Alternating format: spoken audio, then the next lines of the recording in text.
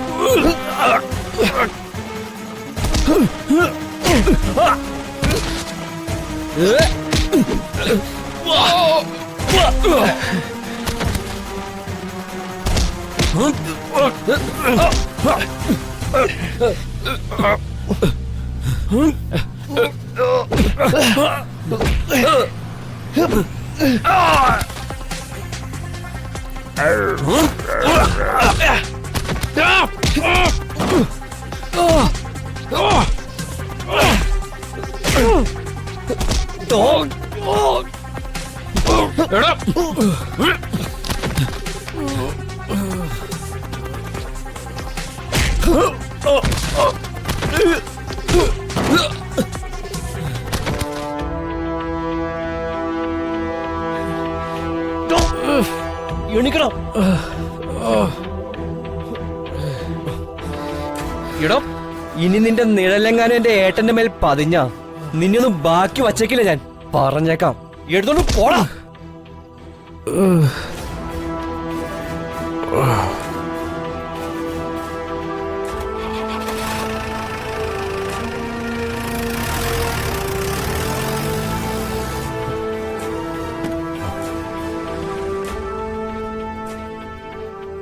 എന്നെയും ചേട്ടനെ ഒരുമിച്ചല്ലേ കളരിയും കരാട്ടൊക്കെ പഠിപ്പിച്ചത്? അത് ഇതുപോലുള്ള സിറ്റുവേഷൻസ് ഹാൻഡിൽ ചെയ്യാൻ വേണ്ടിട്ടാ. നിന്നോട് ആര് പറഞ്ഞു ഈ പ്രശ്നത്തിൽ ഒന്ന് തലയിടാൻ? ഇതിപ്പോഴേ എവിടെ പോയി നിൽക്കുമെന്ന് നിനക്കറിയോ? കുറ്റം ഇപ്പൊ എനിക്കായോ? അവന്മാരുടെ കയ്യിൽ നിന്ന് തല്ല് കിട്ടാതെ രക്ഷപ്പെടുത്തിയപ്പോ ഒരു താങ്ക്സ് പറയുന്നതിന് പകരം എന്നെ കുറ്റപ്പെടുത്തണോ? നിനക്ക് ഇതിന്റെ വല്ല ആവശ്യം ഉണ്ടായിരുന്നോ? കുറച്ചു നേരം കഴിഞ്ഞിട്ടും ഡോറ് തുറക്കാതാവുമ്പോ അവന്മാര് തിരിച്ചു പോയനെ. അതിനിടയ്ക്ക് കയറി തല്ലുണ്ടാക്കാൻ വന്നത് നീയല്ലേ? അവന്മാരങ്ങനെ പോയില്ലായിരുന്നെങ്കിലോ? ആരെങ്കിലും വന്ന ഒരു കല്ലെടുത്ത് ദാ ഈ ഗ്ലാസ്സിലൊന്ന് എറിഞ്ഞാൽ അവിടെ തീർന്നില്ലെല്ലാം. നമ്മളെ ഒരാൾ തല്ലാൻ തുനിഞ്ഞിറങ്ങിയാൽ പിന്നെ ഒളിച്ചു നിന്നിട്ട് ഒരു കാര്യമില്ല. തിരിച്ചു തല്ലണം. അതാ എന്റെ പോളിസി. നടു റോഡിൽ ഇങ്ങനെ കണ്ടപ്പോ ഇടപെട്ട് പോയെന്നുള്ളൂ.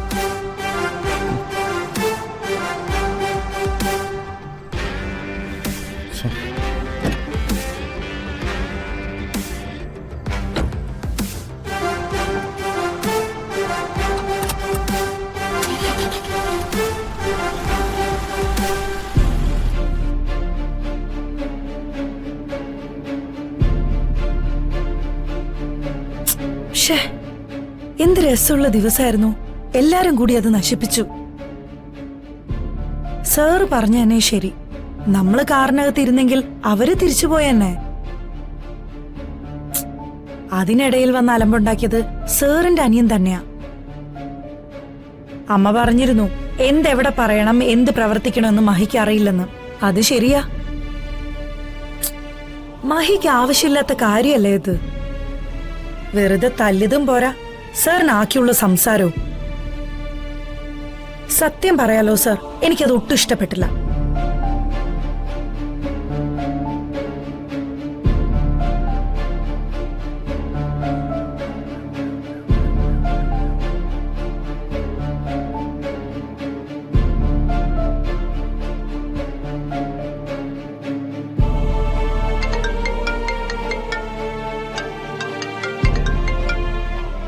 അതെ, രമാദേവിയാണ്. എന്റെ മക്കളോ? എപ്പോ? എവിടെ വെച്ച്? ശരി, ഞാനൊന്ന് അന്വേഷിക്കട്ടെ.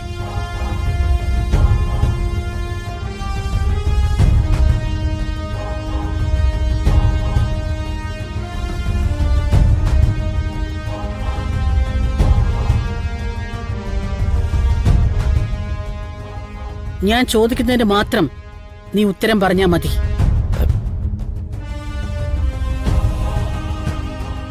ഞാൻ അറിഞ്ഞതൊക്കെ ശരിയോ തെറ്റോ എന്ന് മാത്രം എനിക്ക് അറിഞ്ഞാ മതി.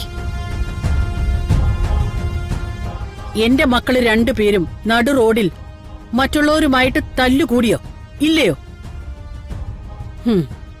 ഇല്ലാന്ന് കേൾക്കാൻ തന്നെയാ എനിക്കിഷ്ടം. അതമ്മേ, ഞാൻ പുറത്തു പോയപ്പോ തല്ലുണ്ടാക്കിയോ ഇല്ലയോ അത് മാത്രം. വിശദീകരണമൊക്കെ പിന്നെ. തല്ലുണ്ടായി. എന്തിന്? ഇനി എനിക്ക് അതാണ് അറിയേണ്ടത്. ഞാൻ പറയാമേ. ഞാനും ഐശ്വര്യം കൂടി പുറത്തെ ഡിന്നറിന് പോയേക്കുമായിരുന്നു. അപ്പോ അമ്മയുടെ ക്ലബിലെ ആ സ്ത്രീയില്ലേ, ഉഷകുമാരി, അവരുടെ മോൻ വന്ന് ഞങ്ങളെ ശല്യം ചെയ്തു. അവനും അവന്റെ ചില ഫ്രണ്ട്സും ഉണ്ടായിരുന്നു.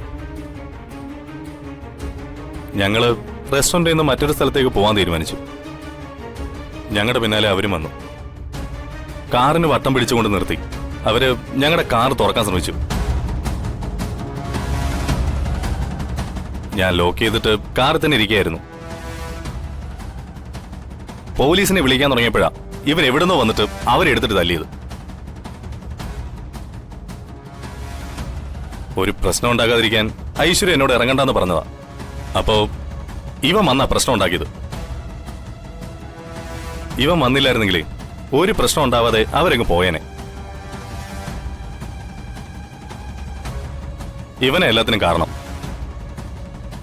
അതമ്മേ, അവരെല്ലാം കൂടി ഏട്ടനെ ശല്യം ചെയ്യുന്ന കണ്ടപ്പോ പെട്ടെന്ന് ദേഷ്യം വന്ന് ചെയ്തു പോയതാ. ഏട്ടനെ അവര് ശല്യപ്പെടുത്തെങ്കിൽ അത് ഏട്ടൻ നോക്കിക്കോളും. അതിന്റെ പേരിൽ തല്ലുണ്ടാക്കലാണോ നിന്റെ ജോലി?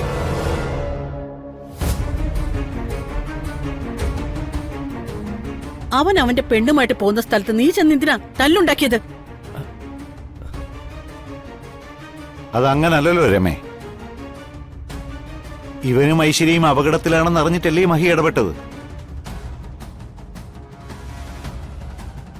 നീ റെസ്റ്റോറന്റിൽ ഇരുന്നപ്പോ അവന്മാര് വന്ന് ശല്യപ്പെടുത്തി. കൂടെ ഒരു സ്ത്രീയും കൂടെ ഉണ്ടായിരുന്നിട്ടും അവരോടൊന്നും മിണ്ടാതെ നീ ഇറങ്ങിപ്പോയത് ഒന്നാമത്തെ തെറ്റ്.